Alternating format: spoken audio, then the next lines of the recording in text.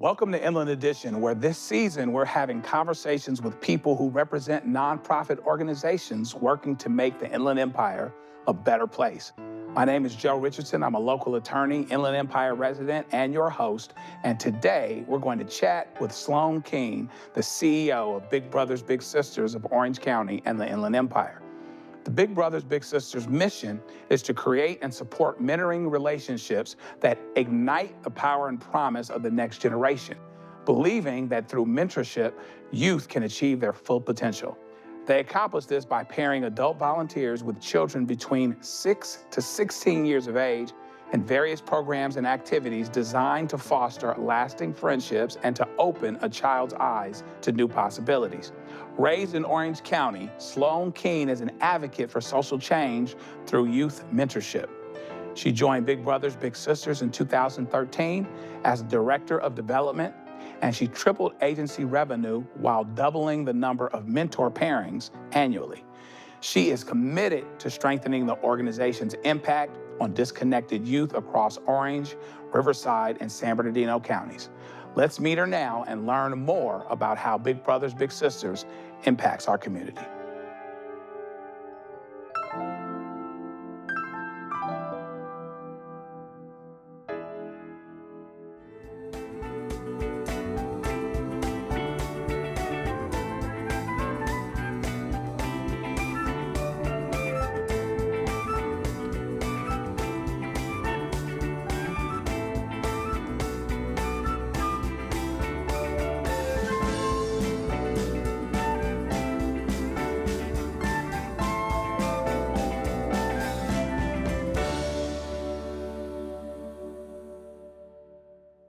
So, from Big Brother, Big Sister of Orange County and the Inland Empire, I have the CEO, Sloan Keene. Thank you so much for being here. Oh, the pleasure is all mine. I cannot wait to get to know each other. Right, we've had a lot of fun already talking through some things. Yeah. Let's start off with let's build the house a little bit. Start off with maybe your own aha moment in terms of being in nonprofit leadership. How did that kind of happen for you? Was it one aha moment or was it a bunch of moments? Yeah, it's a great question. I think it was a series of great mentors in my life. You know what, and I love this question because it helps me frame that you can be whatever you want to be. Right. You know, when you go to college and you graduate, at my case, with a communications degree, Sure. I started in advertising. Right. Spent 15 years from New York to LA, kind of working in advertising, TV, print. Right. Grew up in Southern California, moved back, Yeah. and I became a volunteer. Yeah. I became a big sister. One committee, one fundraising event, one marketing conversation after another, I started to become more interested in what does it take to run a nonprofit? Right. You know, what is necessary? And what it really comes down to, which is really amazing, is it's running a business. Right. You know, you need money, you need people, and you need communication, you need marketing, right? And two of those I had a lot of experience in. So when I had the opportunity to come on board originally, so it's been 10 years, celebrating my 10-year anniversary. Wow. 10 years ago, I got the opportunity to come on board and help them raise their fundraising strategy, bring some resources and some stability to the organization. I call it a right turn. Right? Sure. I made a right turn into the nonprofit community. Yeah. And 10 years later, I have my dream job. Yeah. You know, I'm the CEO of the largest mentoring organization in the state of California. Right. You know, part of the largest federated mentoring model in the country. Right. Celebrating 120 years this year. So I want to go through the window of the mission of the organization, which I want you to talk about. But what I love about this opportunity and this conversation is that this is the organization, this is what I like to call name brand nonprofit. Everybody thinks they know it. So give us the mission and talk about what you do, but also let us know what people don't know. Yeah, no, I love this question. So, so being 120 years old, you know, comes with wisdom, hopefully. But, you know, I think most people familiarize with Big Brothers Big Sisters, they think of mentorship. Right. Great. You know, you're right on. But over the last century, mentorship has evolved. You know, it typically, like Joe, you'd make a great big brother. In fact, you have I was been. a big brother. You William have been. Roberts, I see you, man. Love Right. you, man. Love Maybe you. we'll get 30 to that. years, 30 years plus. We'll get to that story later, maybe. Right on. But so perfect. So most people think of Joe, big brother, meeting a young man in the community. And you'd be right. I mean, that is a part of our program. Right. But what we found is that to serve most of the youth that need a mentor, we have to get onto a facilitated campus. Right. So over half of the youth we serve today is actually served after school at Title I elementary schools. Right. And their mentor is a high school student. Wow, okay. And this is thousands of youth every year, once a week. So you do the math, once a week after school, high school students travel, and these kids, some of them have cars, some of them don't. Some of them walk to a site to invest in their community, to build leadership, to build connection, to sit with an elementary school student and work on homework. Yeah. You know, and really think about today, what does our youth need more than anything else? They need connection. Right. They need a positive role model. They need someone to say, hey, Joe, how was your day? Right. How was school today? Yeah. Who'd you eat with at lunch? You know, did you get that homework done? Yeah. How was that spelling test? Right, right. You know, these are small questions, Right. but they all indicate that somebody cares. Right. Okay. Somebody sees you and they support you. And so we have thousands of youth all throughout Riverside and San Bernardino counties after school who are getting this high school student. Let me tell you the most important part about that. Do you know what age gang recruitment starts? I'm thinking youngish, younger than I would normally think, right? So the research shows us it starts in first grade. So what if we can provide a positive sense of, because let's be honest, I mean, gangs are our biggest competition. What do they offer you? Belonging, support, Right. family. So what if you could be offered that on a positive disruption, right? Yeah. And that is the basis that Big Brothers was built on, is really positive disruption. So while we serve the community and we are always looking to grow, I need more Joes. We'll talk about that later. We're also serving the community after school on elementary school campuses. And that's a great way to serve a young man that may not come through our front door, right? Who may need our services, but doesn't have a family member that's engaged enough to seek us out, right? Right. And in the last 10 years, workforce development. It's on the tip of everyone's tongue. Sure. You know, what do mentors do? They give you access and exposure. They give you an opportunity to see something, to be something, right?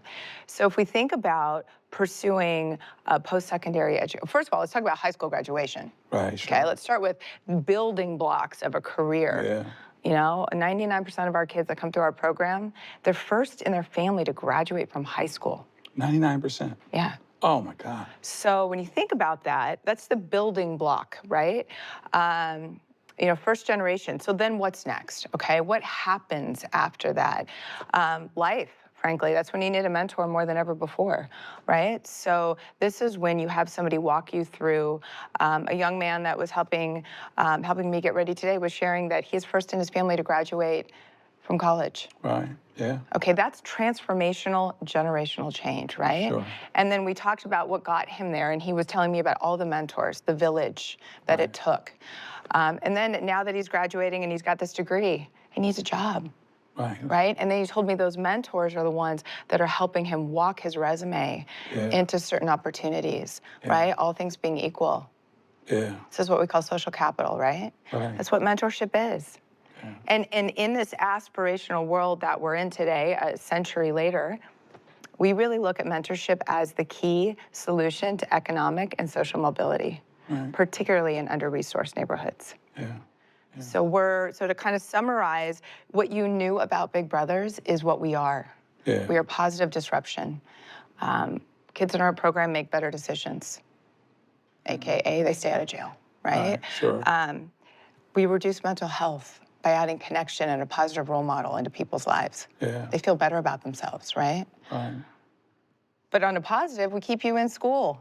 You've got accountability. You've got somebody that helps you get to school. Because if we can agree, education is the ultimate goal. But Right. first you got to get there. Yeah, And then that's you got to behave, right? So attendance and behavior. So being part of this program, having a mentor helps you do that. Right. And then ultimately with that education, you want a career.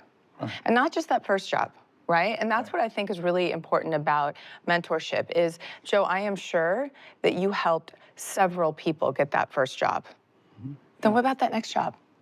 Yeah. Hey, Joe, I'm thinking about leaving. I'm thinking I have a bad boss. I'm tired showing up to work at 8 a.m. every day, It might be a little truth. It might be a little bit like, that's life. It's called job. It's a J-O-B. It's called work, right?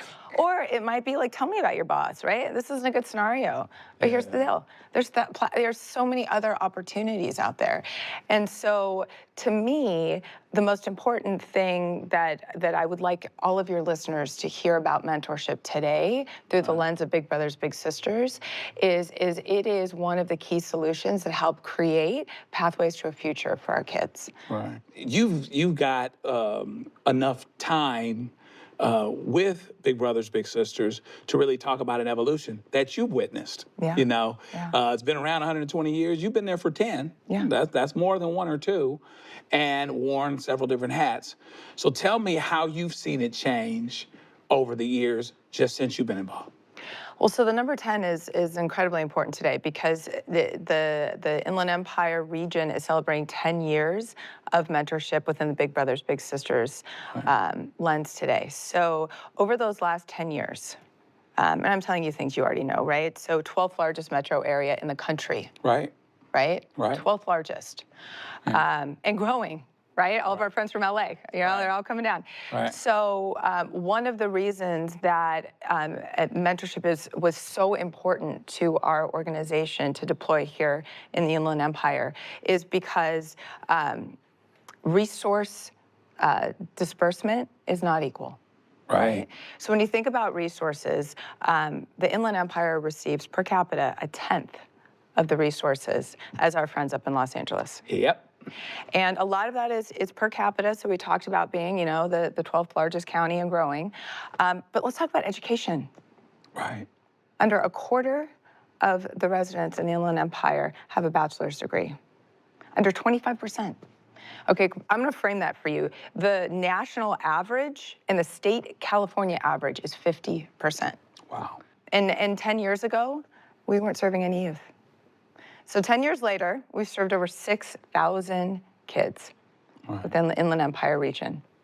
And that puts us ahead of some of our friends in San Francisco and Los Angeles, frankly. Right. And we're just scratching the surface, by the way. We're just getting started. Right. Tell me about the extent to which the size, the land area, Yeah. and very different kinds of communities, rural, urban, et cetera, diverse people, more of color. Yeah. Tell me about some of the challenges that the realities of the demographic, its reach, its growth, its land area presents for you. Frankly, it's a challenge. Right. I mean, the geographic region is a challenge, and it's really tough because when you think about, you live here in San Bernardino? In the area, yeah. So, you could have a great mentor in San Bernardino and a kid that lives, in downtown Riverside, right? And so the geographic matching, the Tetris of that is, frankly, it's a challenge. Right. So, one solution, we just need more volunteers. Right, sure. We need more volunteers. But one of the key, really areas that we've been able to get around that is that high school program we mentioned earlier. Sure. So because we have high schools that are endemically close geographically to elementary schools, we are really able to serve a lot of youth through that program that frankly we wouldn't have been able to serve if we had stuck with our traditional model, which is Joe kind of coming through that front door. One of the things that's interesting, being a big brother, I got William when he was 6 years old, and what you find is that not only do you do something for them, but they do something for you. Yes. Because among other things, one of the things that I discovered, because I have my own ups and downs in life and, those types of things, even though maybe I was relatively stable, I was on my way to law school and all these other things and stayed in touch. But when you are in a difficult moment, when you're having frustrations, you can figure it out, fill in the blank, frustration X or Y or Z. Right. It's important to understand that you are an inspiration to somebody. You're actually a help to someone. So even on your worst day, even on a difficult day, at a difficult time, that program helped me to understand I still had something to give. And so he thanks me for being a big brother, but I thank him for being a little brother. You know what I mean? And I'm still close with his mom, Sandra. Hey, how you doing? She worked here in this area. But we get so much. It's just like, Right. you get when you give anyway, right? Yes. And so for my part, I want this to happen as much as possible because it's this resource. They were at my wedding. You know what I mean? We've been there at milestones and moments. So tell me about, you're in the nonprofit space. Yeah. So I like to say there's no romance without finance. In other words, you got to raise money, right?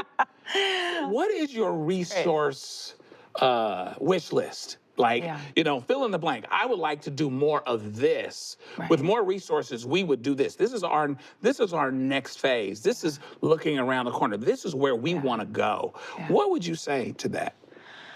That's a great question. So I say our two driving resource factors. I love it. No romance without finance. No romance I love without it. finance. That's actually from the Finance. song. I love that. I love it. I'm going to borrow that from you. That's true. I would not be a nonprofit CEO if I didn't tell you that resources are always on the tip of my tongue. And Right. And when we think about particularly what is what's on the horizon, right? Right. And we think about how mentors really create.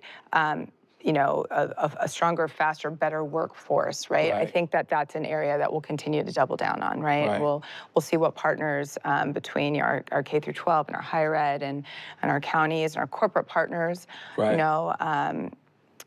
retention and labor acquisition of talent is on the tip of any leader's tongue. Sure. So how do we play a role in that, and how do we get the community to invest in us in doing that? So I think resource-wise, that's something we're always looking to grow and expand, right?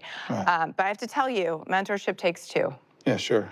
So, we are not direct service. So even if I had all the money in the world, I need volunteers. Right, sure.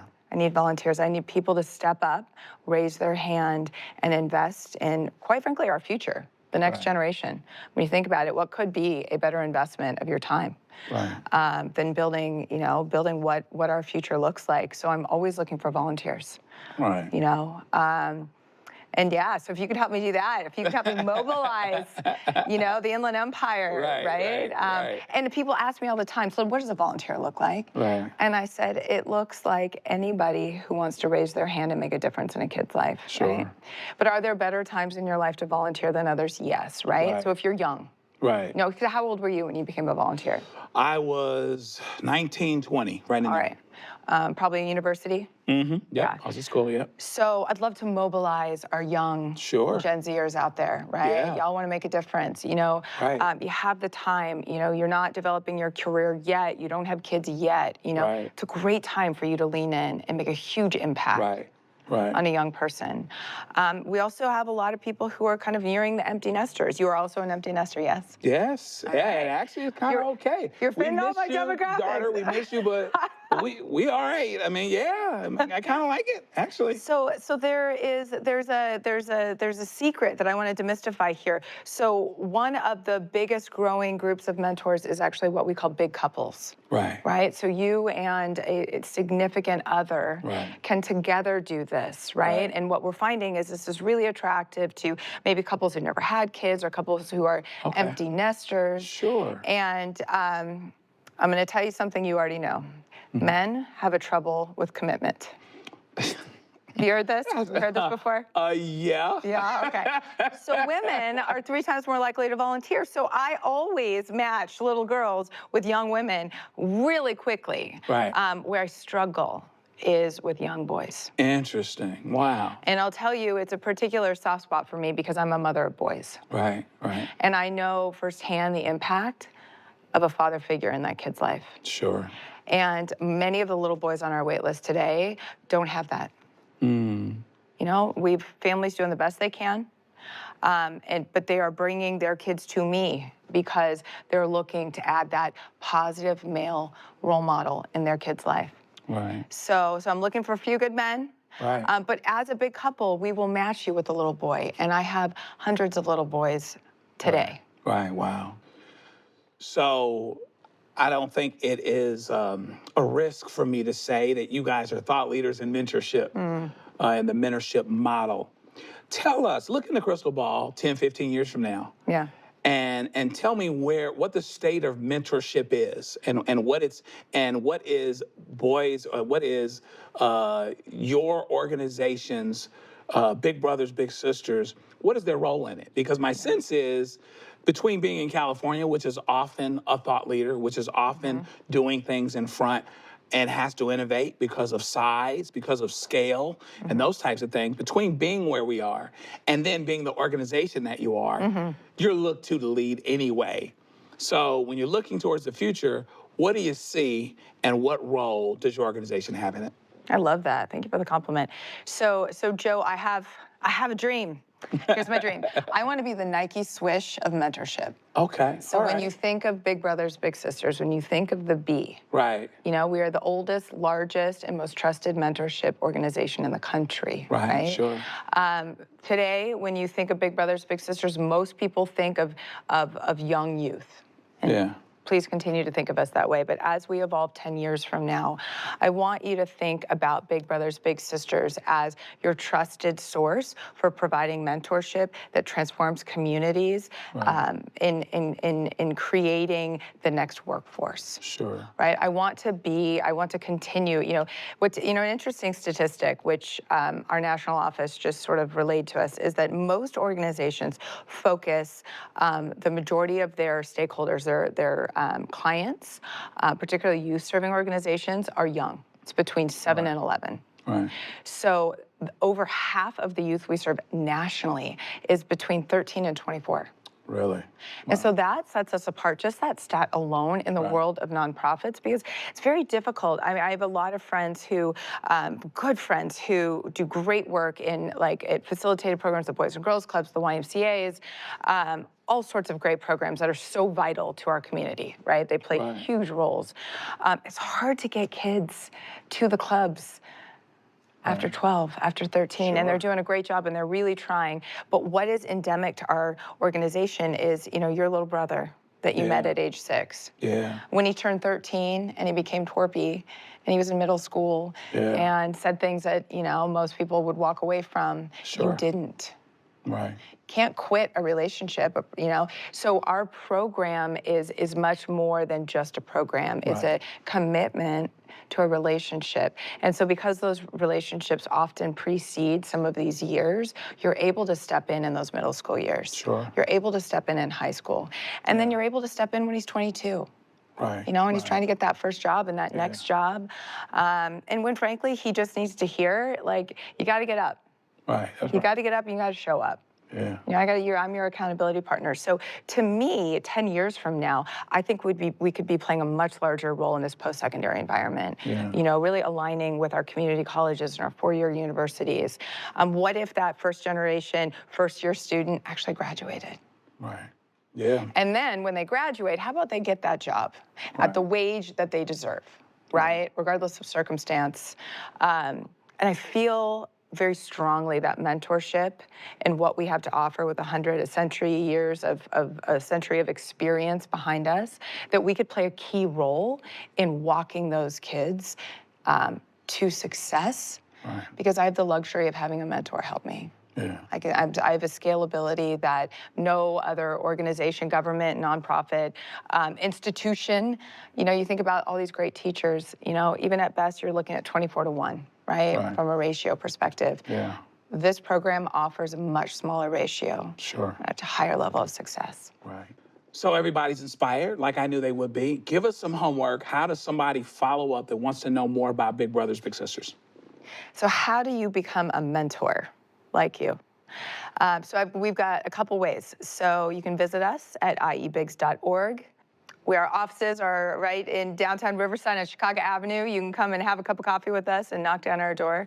But any way you find us, we cannot wait to meet you. I promise you, we will change your life when you're changing somebody else's. Sloan Keane, my thanks. Well, thank you. I have a double thank you for you today, Joe. Thank you for having me. Thank you for giving us this platform. Thank you for being a volunteer. Thank you for being a big brother. Thank you for changing someone's life. I tell you, what a gift. And it's a gift that has continued to give to me. And so it's very easy for us to let folks know that this is a wonderful, wonderful organization amongst a host of wonderful, wonderful organizations that we have been covering here on Inland Edition.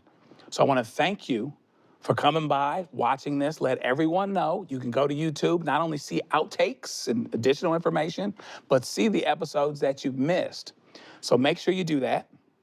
And we'll continue going down the road, showing all the great work being done in the Inland Empire, the nonprofit space, and we will do it one conversation at a time. Until then, Joe Richardson for Inland Edition, thanks.